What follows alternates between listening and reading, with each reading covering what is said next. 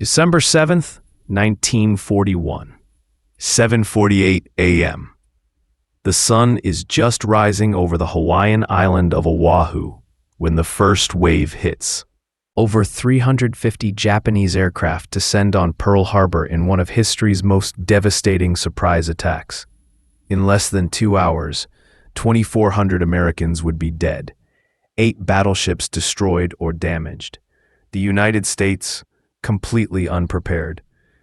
But here's the question that's haunted historians for over 80 years. Why? Why would Japan launch such a bold, seemingly suicidal attack against one of the world's most powerful nations? Look at this.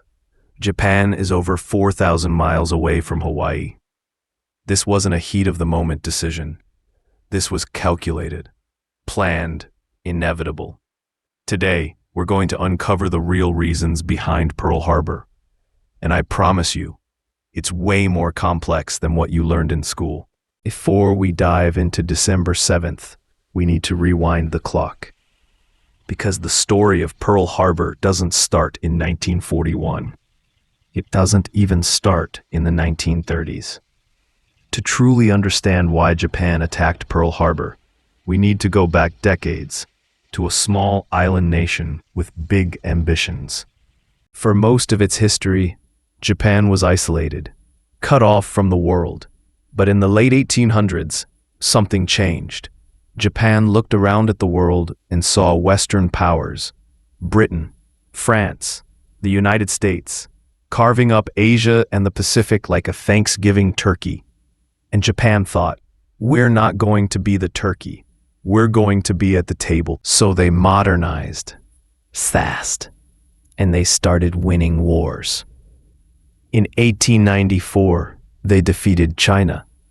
In 1905, they shocked the world by defeating Russia, a European power. Japan was no longer just an island nation. They were a force to be reckoned with. When World War I broke out, Japan sided with the Allies and came out on the winning side. They were riding high, they had momentum, and they had ambitions that were only getting bigger. But then, everything started to fall apart. October 1929, the stock market crashes, and the world plunges into the Great Depression. Now, when most people think about the Great Depression, they think about America, soup kitchens, unemployment lines, the Dust Bowl. But the Depression hit Japan hard, really hard. Here's Japan's problem. They're a tiny island nation with very few natural resources. No oil, limited coal, not enough farmland to feed their growing population. They're cramped, they're resource poor, and now they're in an economic freefall. So what do you do when you're desperate? You expand. In 1931, Japan invades Manchuria, a region in northeastern China rich in resources. Coal, iron, space to grow. This is Japan's solution to their crisis. But the international community isn't happy. The League of Nations, think of it as the United Nations' older, weaker sibling, condemns Japan's invasion. And Japan's response? They just leave. They withdraw from the League of Nations entirely. It's like getting kicked out of a club, but you quit before they can officially boot you out. This is a massive moment. Japan is essentially saying, we don't care what the world thinks. We're going to do what we need to survive. For the next 6 years, Japan digs in deeper into China. They're committed now. There's no turning back. July 7th, 1937. Near Beijing, at a place called the Marco Polo Bridge, a small clash breaks out between Japanese and Chinese troops. It starts as a skirmish, but it quickly spirals into full-scale war, what historians call the Second Sino-Japanese War. And this is where things get dark. Really dark. By December 1937, Japanese forces capture Nanjing, the capital of nationalist China. What happens next is one of the worst atrocities of the 20th century. For 6 weeks, Japanese soldiers carry out mass killings, systematic violence, and destruction on a scale that's hard to comprehend. Historians estimate that between 2,000 to 300,000 Chinese civilians and disarmed soldiers were killed. This became known as the Nanjing Massacre, or the Rape of Nanjing. Now, why am I bringing this up in a video about Pearl Harbor? Because this is the moment when the world, especially the United States, started paying very close attention to what Japan was doing. Up until this point, the US had been mostly hands-off with Asian conflicts. But Nanjing changed things. The brutality was impossible to ignore. American public opinion started to shift. People were horrified, and the US government started asking itself, how far is Japan willing to go? So the United States makes a decision. If we can't stop Japan militarily, we'll stop them economically. Starting in the late 1930s, the US begins imposing sanctions on Japan. First its aircraft parts, then scrap metal. Then, in 1940, the big one, oil. Now, here's why this matters so much. Japan doesn't have its own oil. They import almost everything, and the United States supplies about 80% of Japan's oil. So when America cuts off that supply, that's not just an economic sanction. That's an existential threat. Japan's military runs on oil. Their entire war machine in China depends on it. Without oil, their ships don't sail. Their planes don't fly. Their tanks don't move. The US is essentially saying, stop your expansion or we'll choke you out. But instead of backing down, Japan doubles down. September 27th, 1940. Japan signs the Tripartite Pact with Nazi Germany and Fascist Italy. Now, Japan is officially part of the Axis powers. They're aligning themselves with Hitler and Mussolini. This is Japan's way of saying, we're not alone. If you come after us, you're coming after all of us. Throughout 1940 and 1941, the US and Japan are negotiating. Diplomats are meeting.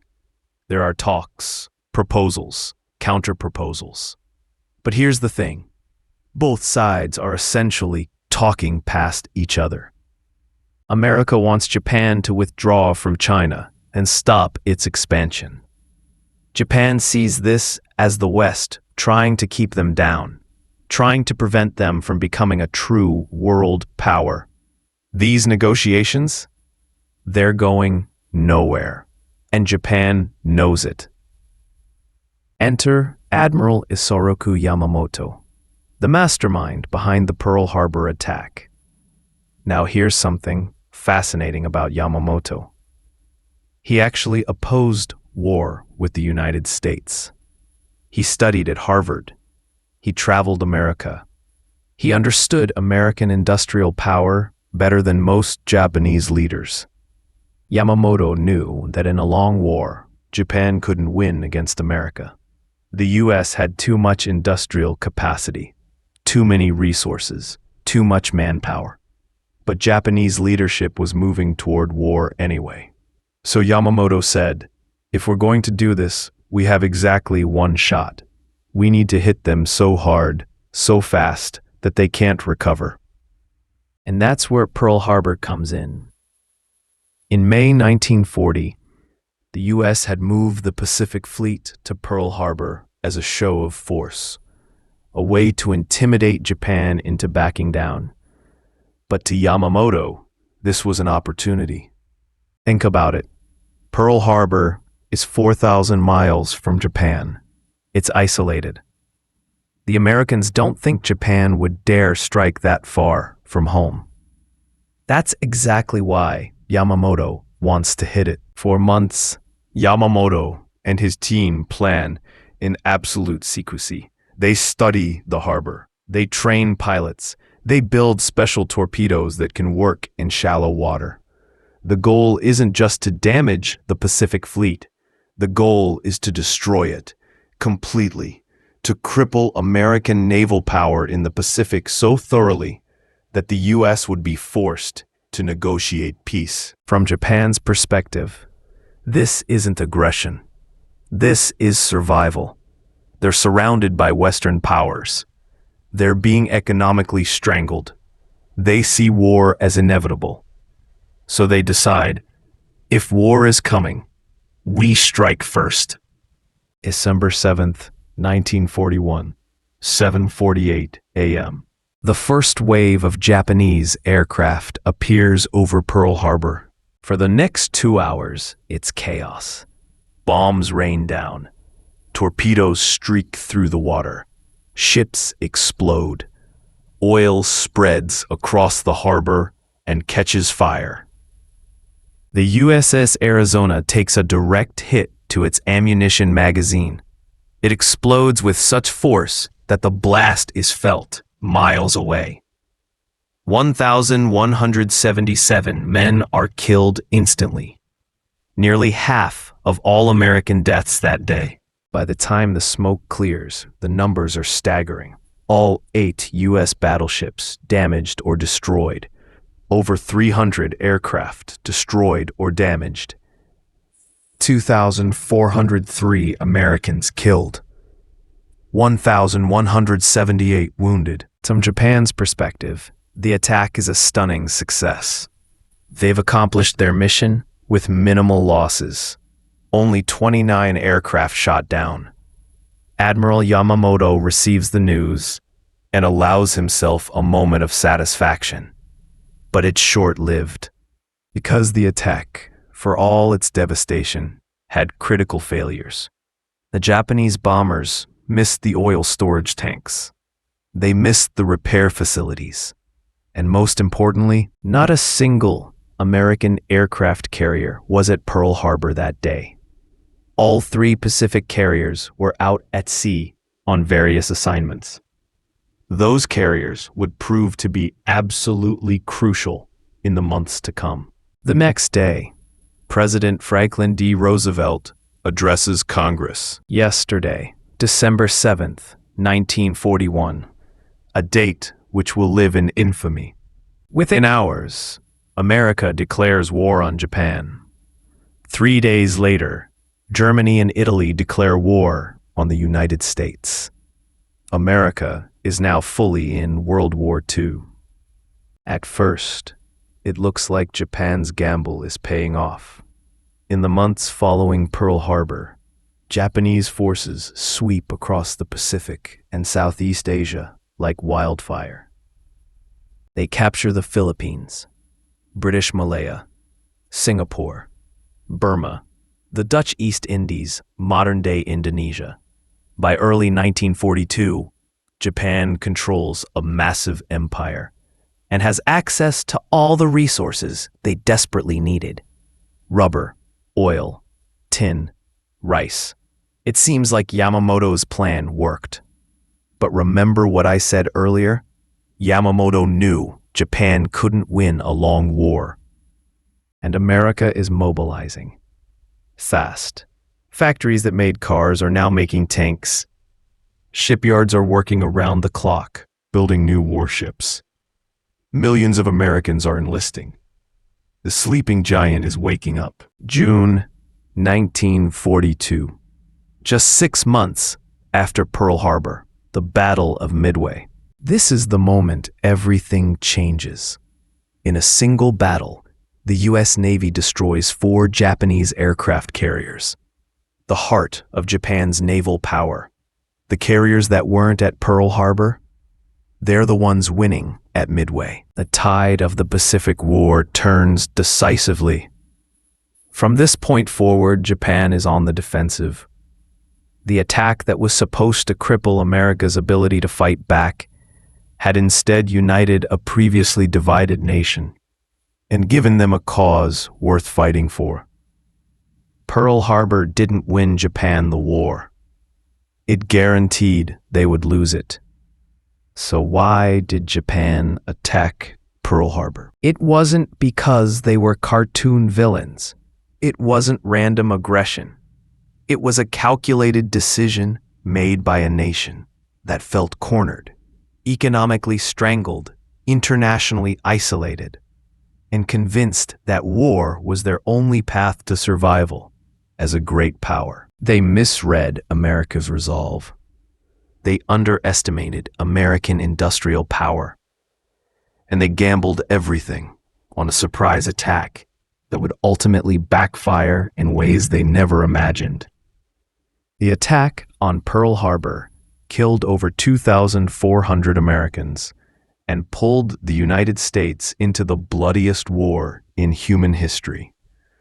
But it also revealed something about what happens when diplomacy fails, when economic pressure becomes a weapon, and when nations feel they have no choice but to fight. Today, the USS Arizona still sits at the bottom of Pearl Harbor, a memorial to those who died that day, and a reminder of how quickly the world can change. Thanks for watching. If you found this deep dive helpful, give it a like and subscribe for more history content that goes beyond the textbook. And let me know in the comments, what other moments from World War II should I cover next? See you in the next one.